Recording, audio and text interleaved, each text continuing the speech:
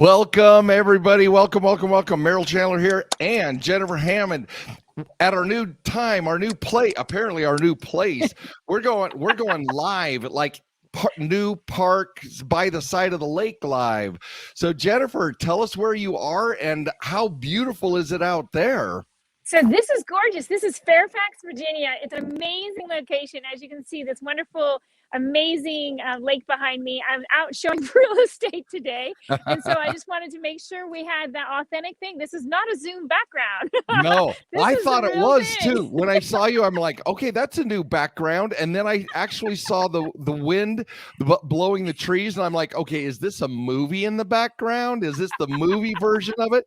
But no, it is live, and the wind is blowing the camera. So we cannot have a more live version of this. So, Jennifer, what is in the gale force winds you're going through? What are we talking about today?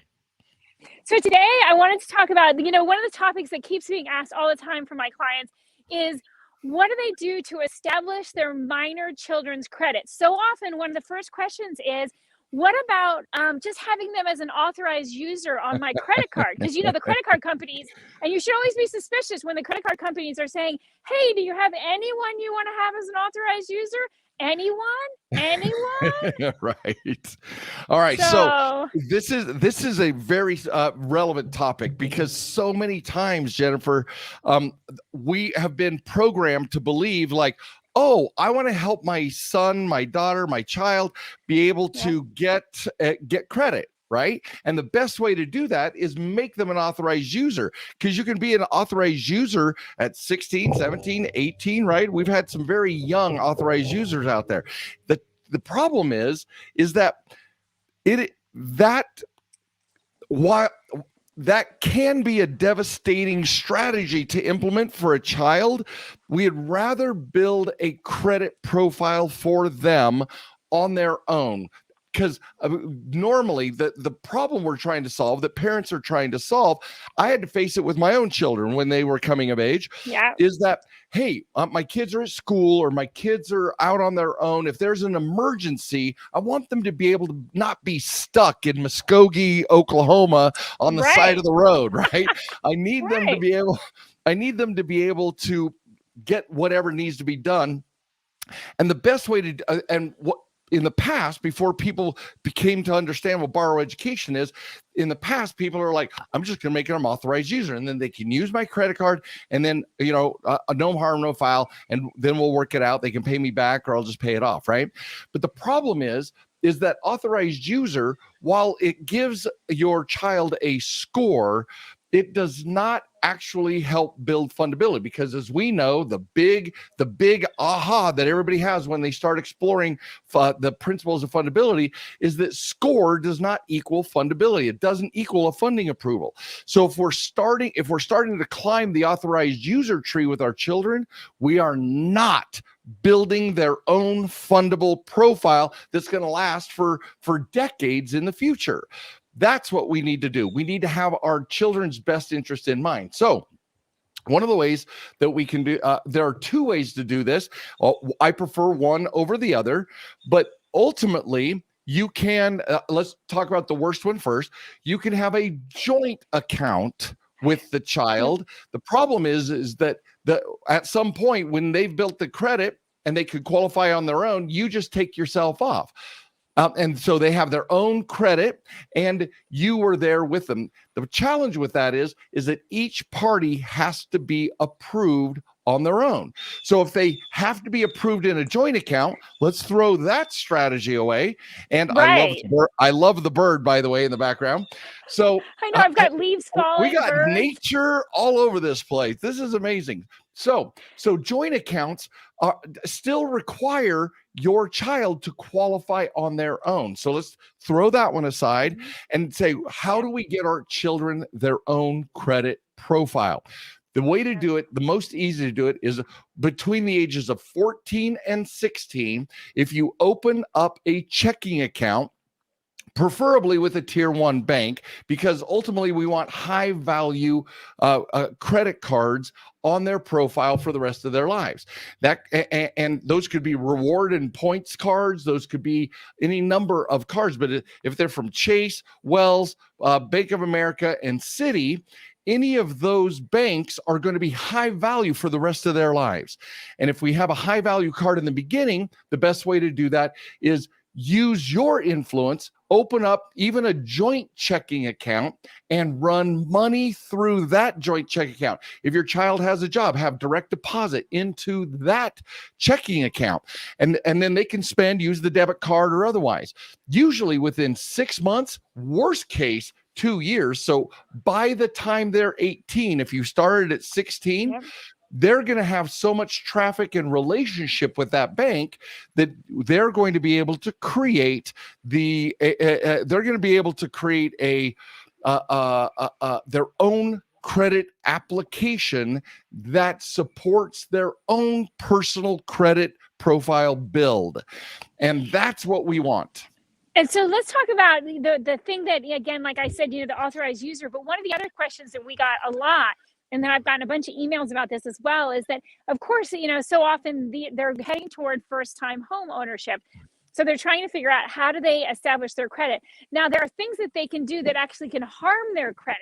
So let's talk about what are some of the worst mistakes you've seen that a parent has done that has really set the child back in establishing credit. Great question. First of all, making him an authorized user. That's mistake number one. Number one. Now let's go to number two. That horse is dead. All right. Number two is thinking that you need the old ideas, the old ways of let's go get retail credit. What's your favorite store you like to shop at? You're at Macy's, or you're at the Buckle, or you're at Victoria's Secret, and you're like, oh, let's get these benefits. And you and your child, it gets a retail card. That is horrible credit management and credit training for your child. You never want a retail card, no mall store cards, no online, no PayPals and Amazon cards. All of these cards are underwritten by finance companies. And so of the 4 tiers, tier 1, tier 2, tier 3, tier 4, tier 1 being the cards, the banks I named before, national banks, Citi, Wells, Bank of America, and Chase.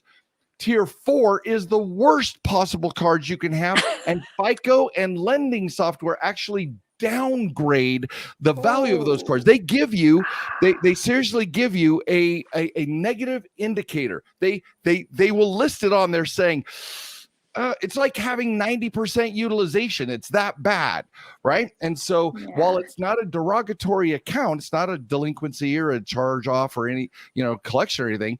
It is a horrible negative indicator, just like having high balances. So we want to stay away from all retail accounts. Any retail account, if it's not a nationally recognized depository bank, we don't want it. We don't even want Capital One, Discover, and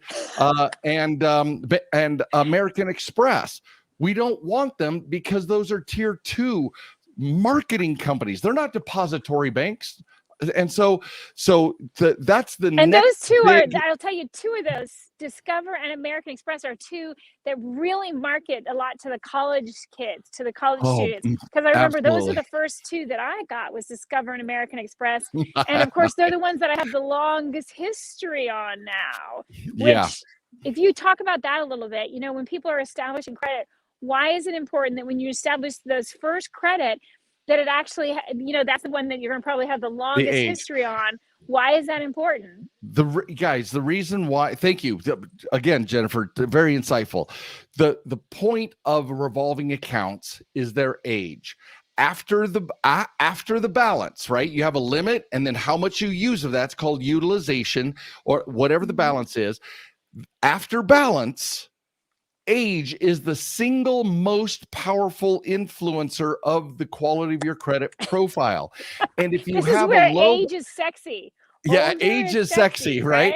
In this case, age is like wine. The older, the better, right? So we want to make sure that your credit profile is aged like a fine wine, and that credit profile, especially your revolving account. So you want to pick cards that your child will use for the rest of their lives. That the benefits and the miles, the points, whatever it is that you're doing, those have high yield for a very, very long time. We do not want to be credit card hackers. We don't want to say, oh, let's get, here's points here. I'm going to get a new card. We don't want to be travel shoppers. We want to find credit cards.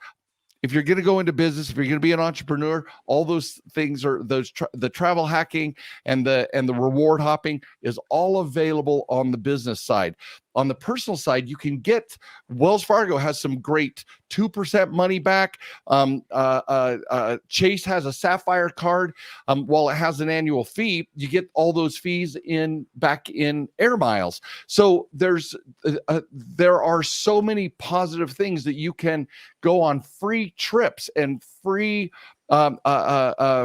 stays overnight at popular hotels, all for you choosing and using the right card. And we just did a podcast about that, about how to hack travel and shopping and all those things to your benefit while having high value cards. So make sure your children get the high value cards that are going to last for the rest of their life, because the best number of cards is 3. I'm 60 years old and I have only 3 personal cards. Don't ask me how many business cards I have and how many things I'm doing on business side, because there's no limit to what you can do on the business side. But it's better to have high limits and fewer cards on the personal side. So find those first 3. And if you go to our, we have an amazing boot camp. It's called, go to getfundablejennifer.com, getfundablejennifer.com, if you want to go to the boot camp and find out how to build your child's profile. Well, how to fix your profile and how to build your children's profile from the ground up. We have, it's a 2-day course that just allows you to see what's really valuable to a lender, because that's what fundability is. Are you able to get funded? Score is not relevant in this aspect, Jennifer. And building our children's futures means also building an amazing profile, because if they're going for that first home purchase, they need to show some credit history. So if they're getting 3 credit cards at 18 and they have an auto loan, they're going to be in a sweet position with the right down payment and or the right financing and the right mortgage to be able to pick up their first home and really round out their credit profile as a young adult. So let me go ahead. There's 3 major things that I want to say are takeaways from this. So number 1, if you're building your child's credit, whether they're a teenager or even a young adult and they're in college, number 1, don't make them an authorized user. Number 1, that's a big no-no. Number 2, if you get them a credit, you need to understand what first tier, 2 tier, 3 tier, 4 tier, what are the top tier credit cards that you can get them, and understand number 3 that we've all loved is age is sexy. Age is sexy. The longer you have that card, it's going to be really important. So make sure you don't just end up with the Discover, American Express, one of the tier 2, 3, or God forbid, don't get a tier 4. Don't get a tier 4. Stores. No mall store cards. Now, the other thing that we want to add to that is to make sure that we do have a list by these tiers. If you go to getfundablecreditcards.com, getfundablecreditcards.com, we've literally tiered out and said, here's the best, here's the second, third best, and there's personal and business. Getfundablecreditcards.com will literally tell you how to make what cards to choose, and then you can click and look at all the benefits, see which one you want for your child.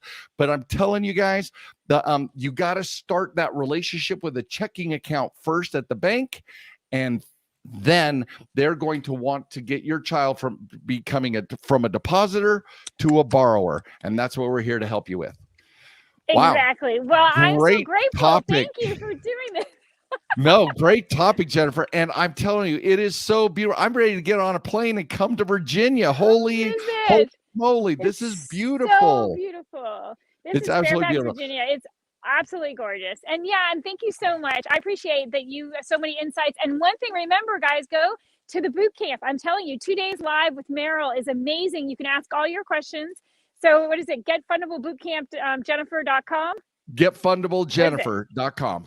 Get Fundable Jennifer. That's right. It's on the screen. And just remember, as we know, just like credit cards, age is sexy. Age is sexy. We got this. All right. Have a beautiful day. Enjoy your showing, and we will catch you. We'll catch you next week. Same Fundable time. Next week. Same Fundable channel. 10 a.m. Mountain, noon Eastern. We'll see you then.